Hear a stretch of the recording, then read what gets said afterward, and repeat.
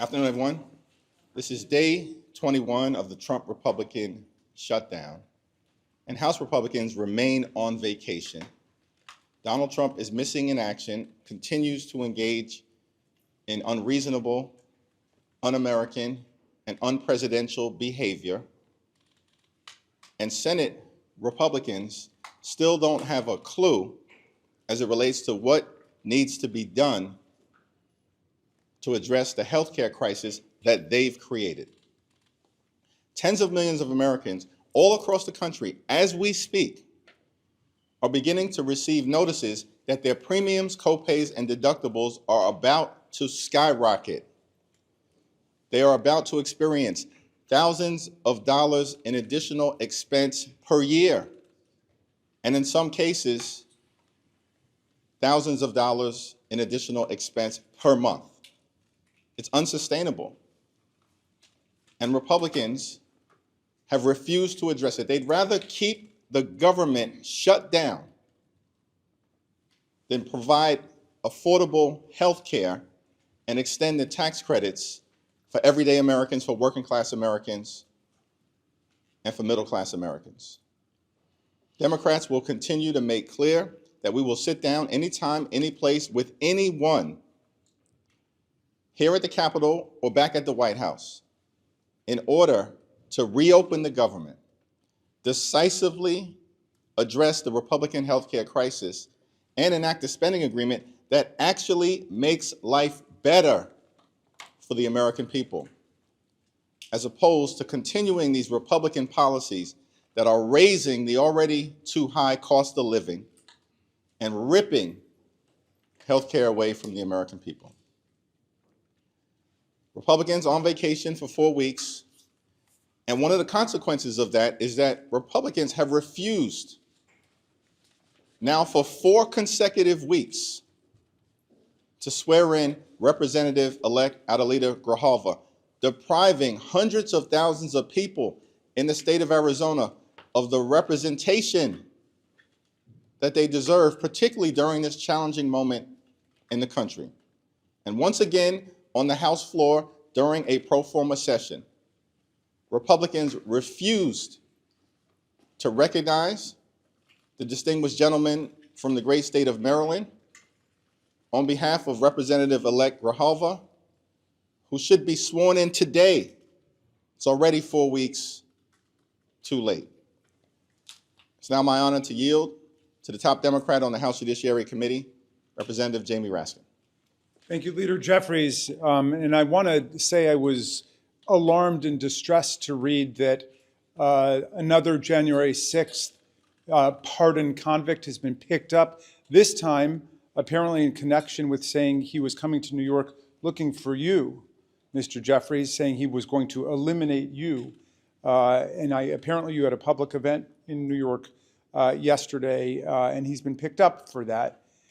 And it's an alarming situation where now we have many of these January 6 defendants who have been picked up on other offenses. The Department of Justice is not zealously prosecuting them for other crimes that they've committed. They've even taken the position that if other crimes were discovered in the course of the January 6 investigation, they were pardoned for those crimes too, which is false, which contradicts the actual text of the pardon. But they are bending over backwards to let these people be out. And it's a very dangerous situation. And I said on the very day that Donald Trump pardoned 1,600 people en masse without obviously studying the details of each individual case, that President Trump and his administration would be responsible for whatever happens with these people. They've got a responsibility to rein them in. Some of them they've hired. Jared Wise, who is a January 6th attendee, he was there on the 6th, and he entered the building illegally, and he also chanted, "Kill him," when his fellow riders were attacking the police. He called the police Nazis and Gestapo. He's now the senior advisor to Ed Martin, who himself was there on January 6th and was a lawyer for people on January 6th. And he tweeted out on that day that it was like Mardi Gras. So we have a very serious problem with political violence in this country. Thank God that you are safe, Mr. Jeffries, but we are asking for the Department of Justice to get serious about reining these people in all over the country, especially since Ed Martin clearly knows them, and he is head of the so-called weaponization task force. It was my honor and it was my pleasure to be accompanied today by our new colleague, Congresswoman-elect Adelita Grijalva from the great state of Arizona. She accompanied me to the floor. I tried to get recognition. There was no other business today. I was standing directly opposite the acting speaker for the day, Mr. Herodopoulos. The moment the Pledge of Allegiance was over, I asked for recognition because I wanted to move a unanimous consent motion that the Speaker of the House be directed to move on the next legislative day, tomorrow, to swear in Ms. Grijalva, and yet he turned away, he pretended he didn't notice me, and he scurried out of the room, which to me is disgraceful. We need to act on this. Ms. Grijalva's hundreds of thousands of constituents deserve to be represented in Congress. And even during these pro forma sessions, all of us who are members of Congress, including Congresswoman-elect Grijalva, can introduce legislation. But Ms. Grijalva, as I understand it, I'll let her tell you about it, she is not able to do constituent work for her constituents. We are trying to get in touch with Social Security, Medicare, Medicaid, the VA every day on behalf of our constituents. Meantime, she's got constituent requests piling up on a desk. And I'd be very interested to hear you talk, Adelita, about what resources you have and what resources you don't have. But we consider you an elected member of Congress. There's no right or power that's been invoked by Speaker Johnson as to why he continues to refuse to swear her in. So I'm just here to endorse all the demands of our leadership. We should bring Congress back. The Republicans should get back to Washington, and we should restore all of the health care that's been savagely cut by the Republicans' dreadful, awful bill. And we should swear in our new colleague, and we should move forward with the business of the people. I am very pleased to introduce you to Adelita Grijalva, our most newly elected member of Congress who continues to wait to be sworn in. Thank you. Thank you. Buenas tardes. Good afternoon. Thank you, Leader Jeffries and Ranking Member Raskin, for the opportunity to speak here, and for I think this is the 5th time that a member of Congress has tried to get some recognition in order to have me sworn in. Today is day 28 since my election. And I think that it's really important that we appreciate that 812,000 Arizonans do not have representation in Congress. My dad passed away a little over 7 months ago in March. And since that time, the offices were able to provide constituent services. It was the People's Office of Arizona CD7. On September 23rd, those services ended. And so I do not have access to provide services in district. And I think that I also don't have a budget. So this back and forth, coming back and forth, is on my miles that I had stored up because I don't have a budget. I'm not able to open a lease in district. And I think that, the efforts that have been provided to me, and I'm appreciative of the administration's effort, the departments in the administration, they're trying to provide piecemeal solutions to some of the problems that we have. But respectfully, there's so much that cannot be done until I am sworn in.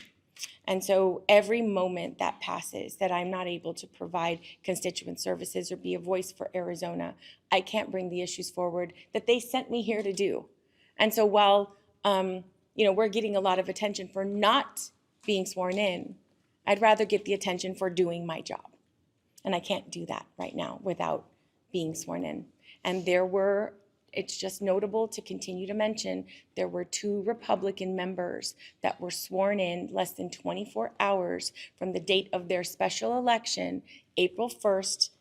They were sworn in less than 24 hours, April 2nd, on a pro forma session. It's not unheard of for this speaker to do that.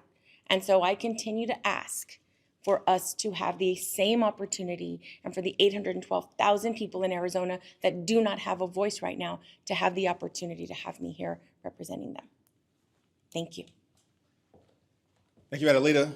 Thank you, Jamie. It's a disgrace that Mike Johnson and Republicans continue to refuse to swear in Representative-elect Adelita Grijalva. It's disrespectful of her. It's disrespectful to the 812,000 people who elected her. It's disrespectful to the great state of Arizona, and it's disrespectful to the House of Representatives, which is supposed to be the people's house, but under Republican leadership has turned into nothing but a rubber stamp for Donald Trump's extreme agenda. Questions? Leader Jeffries, when did you receive or learn about the threat against you from Christopher Moynihan, and is it plausible that the speaker hadn't heard about this case before a reporter asked him this morning, since the authorities in New York announced the arrest on Sunday? Well, that's not clear, and that, is for people to judge the credibility of that response. At the end of the day, here in America, we're living in a moment of extreme political violence, and that impacts every single person in public service and the people that we are all working hard to represent. But we will not be intimidated. We will continue to show up and stand up and speak up for the American people, to improve their quality of life, to address the extremism that is being unleashed on everyday Americans by this administration all across the country. We will not bend. We will not break. We will never bow down. And when it comes to these extremists out there, you better watch how you talk when you talk about me. Next question. Mr. Leader, good afternoon. Thank you. Is the only way the government can reopen if Donald Trump gets engaged in negotiations? Donald Trump is the president of the United States. Republicans have the House and have the Senate at the same period of time. They have complete control of government, and they made the decision to shut the government down rather than provide health care to everyday Americans through extending the Affordable Care Act tax credits, while at the same time addressing the other aspects of the Republican health care crisis, the biggest crisis in health care that we've ever seen in modern day America, brought to us by extreme Republican policies, like the largest cut to Medicaid in American history, triggering the fact that all across the country, hospitals, nursing homes, and community-based health centers are closing, including in rural America. It was uncovered yesterday that throughout the state of Alabama, there are about 50 or so hospitals and medical institutions that may close in the next year or two because of Republican policies. Because of Republican policies in states like Georgia, Virginia, and Maryland, healthcare premiums without an extension of the Affordable Care Act tax credits may increase by $2,000 a year. That's $24,000 on families that make an average of $63,000 per year. That's impossible for anyone to sustain. And so, of course, Donald Trump should come to the negotiating table. And Democrats have been very clear that we will sit down with any of them, anytime, any place, here at the Capitol or back at the White House, to reopen the government, to support our hardworking federal employees, to enact a spending agreement that makes life better for the American people, while at the same time decisively addressing the Republican health care crisis that even Marjorie Taylor Greene acknowledges is devastating the American people. Why do you think he's sitting on the sidelines? Thanks. What do you make of it? The person accused of threatening you is the recipient of one of those blanket pardons. I think the reckless and irresponsible pardons of hundreds of violent felons on January 6th has consequences, as eloquently articulated by Representative Jamie Raskin. There are consequences to that, beyond me. Beyond me. The consequences are, we've seen crimes committed by people who Donald Trump pardoned on the first day he was sworn into office, by folks who have been released back into society all across the country. Some of them violent crimes. And so there are consequences to these irresponsible actions, and not a single House Republican has walked away from them, not a single one. There are consequences when these extremists who are part of the Trump administration label the entirety of the Democratic Party as terrorists or criminals. There are consequences to that beyond us. We all know what we've signed up for, but there's pain being visited upon the American people because of actions taken by Donald Trump, supported by House Republicans and Senate Republicans on day one of his presidency. And I'm going to yield to my two colleagues, but by the way, what Donald Trump promised to do on day one of his presidency was lower costs for everyday Americans. That was the promise. He lied to the American people all of last year. Did he ever say I was going to pardon hundreds of violent felons who brutally beat police officers at this Capitol on January 6th? Did he ever say that? Was that the promise that Donald Trump and the Republicans made to the country? No. They failed to lower costs, have done nothing. Life is more expensive for everyday Americans. Electricity costs up. Grocery costs up. Housing costs up. Now they want to jack up healthcare premiums on working class Americans. But they have time to pardon hundreds of violent felons, release them back into society, threatening the public safety of everyday Americans, and then can't spend a moment trying to make life more affordable, make healthcare more affordable for the American people. Can I add Jamie? one thing to this? Thank you for that question. Up until Donald Trump, the pardon process was governed by Department of Justice rules, by statute, and of course by the Constitution. And there was a very set pattern, which is each pardon application was considered on its own. It was analyzed what exactly that person had done, what they were convicted of. And up until Donald Trump, nobody had ever been pardoned who had not paid back in restitution their victims of a crime or paid back fines to the government. In other words, you had to make yourself completely whole, then you had to demonstrate that you were rehabilitated, that you accepted the reality of your offense. Now, contrast that with what happened with Trump. He gets in on his first day in office without any reports from the pardon attorney about any of these people, any recommendations saying that they have paid off their restitution, they've paid their fines, they've made peace with their victims and so on. They've apologized to the police. No, none of that had happened. Instead, they issued a blanket pardon for everybody who had stormed the Capitol and participated in the shocking and atrocious events of January 6th. So what do you have in that mix? You have people who have been convicted before for domestic violence, for assault, for armed robbery, you name it, drug dealing, gun dealing, all of that's in there. And what do you know? After this mass pardon happens, people start getting picked up again. There's a guy down in Richmond who was burglarizing all of the houses in his neighborhood.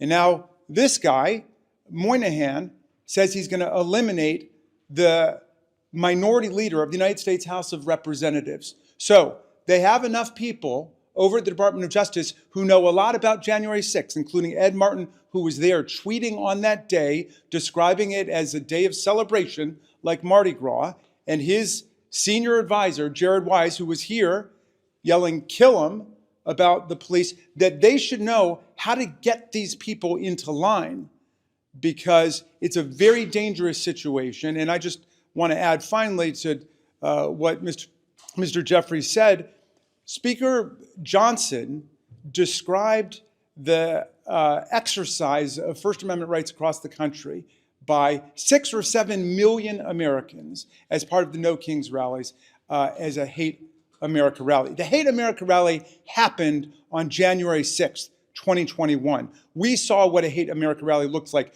There were more than 140 police officers who were wounded, injured, hospitalized. Many of them have been forced out of police work because of what happened on that day. And what does Speaker Johnson say about that?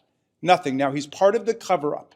He's part of trying to sweep the whole thing under the rug. Meantime, you had 7 million people participating peacefully, non-violently in the American political process yesterday. And everybody should be praised for that. Those protests were a model for First Amendment exercise in the United States. Thank you. Mr. Leader, thank you. Speaking of the protests over the weekend, as you say, millions of Americans came out, the vast majority peaceful, old, young, all of that. However, Speaker Johnson displayed some of the signs that we saw, which did seem to indicate violence. One of them showing in effigy a picture of President Trump being hanged.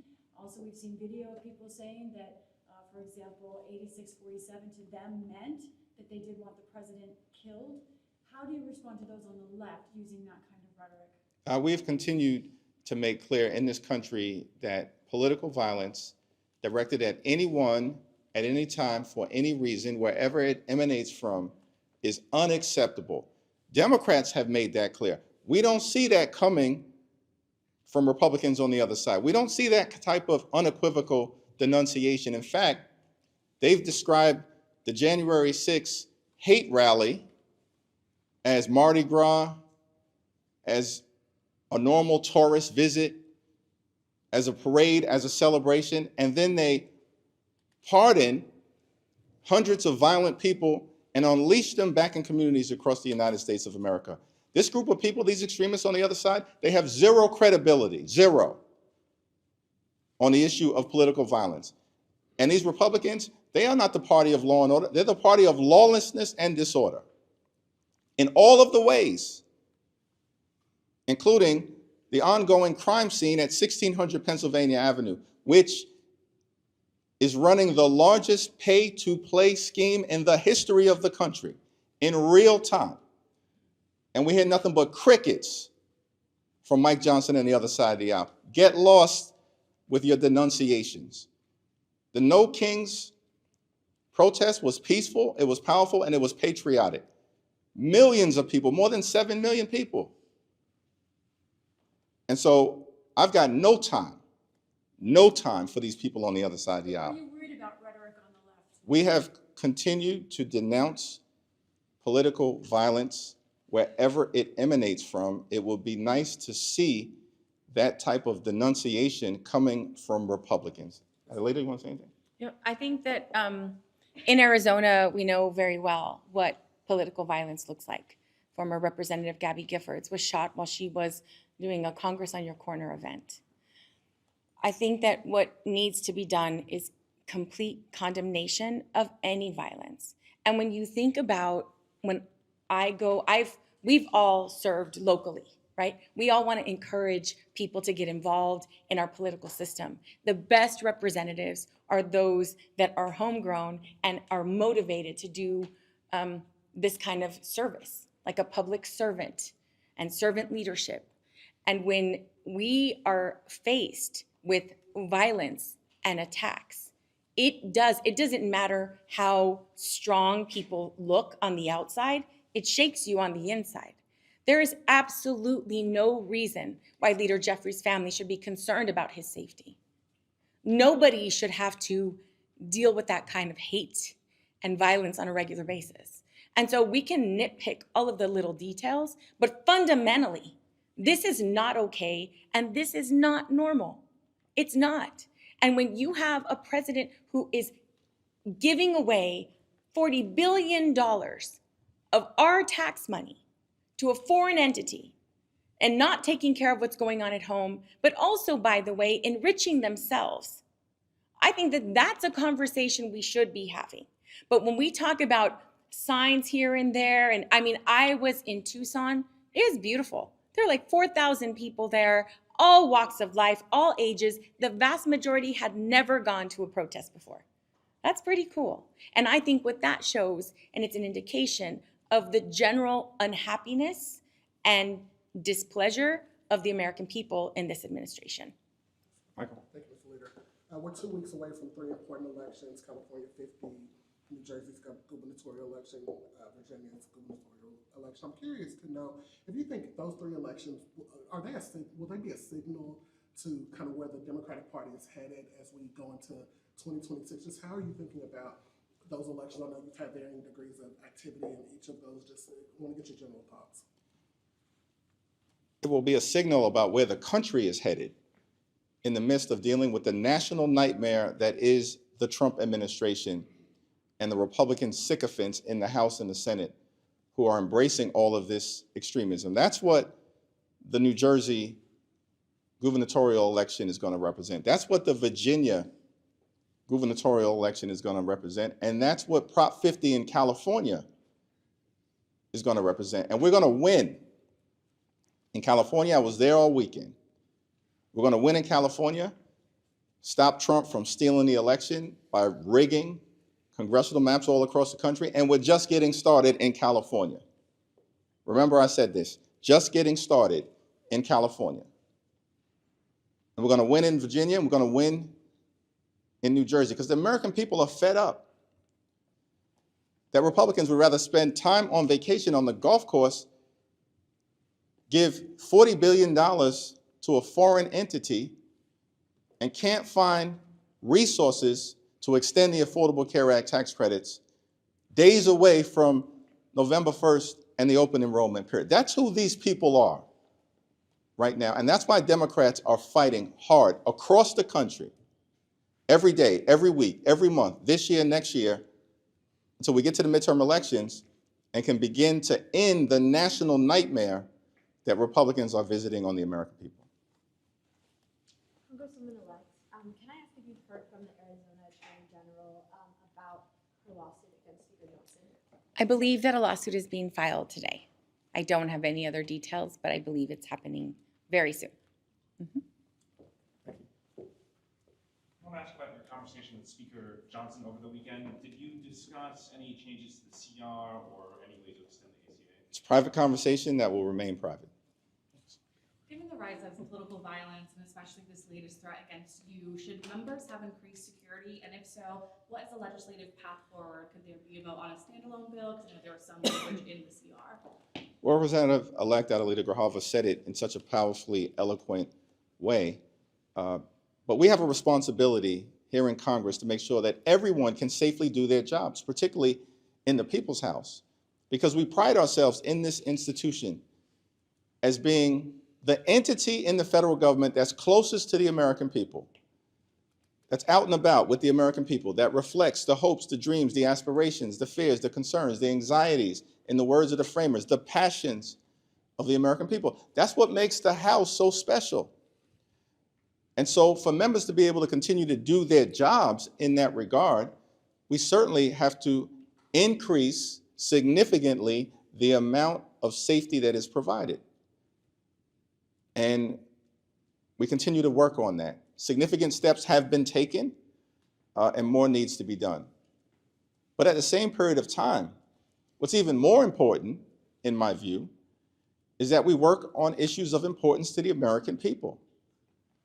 House Democrats are here. We'll be here all week. We were here last week. We were here the week before and the week before that, ready, willing, and able to do the job, to reopen the government, to address the Republican healthcare crisis, to deal with the fact that America under Donald Trump, including because of his tariffs, has become far too expensive. And the Republicans are doing nothing about it. Literally, these are people, these extremists, I think it was earlier today, they were dining on taxpayer dollars at the White House when they just enacted the largest cut to nutritional assistance in American history. And the consequences of that policy are being felt right now. They literally, Republicans, ripped food out of the mouths of children, hungry seniors, veterans, And family, why did they do this? To provide massive tax breaks to their billionaire donors. And they made those tax breaks permanent.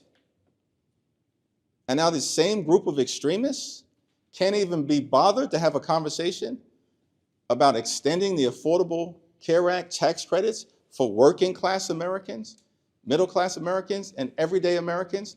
They are a disgrace. And that's why they're about to lose all across the country 2 weeks from today. Thank you all.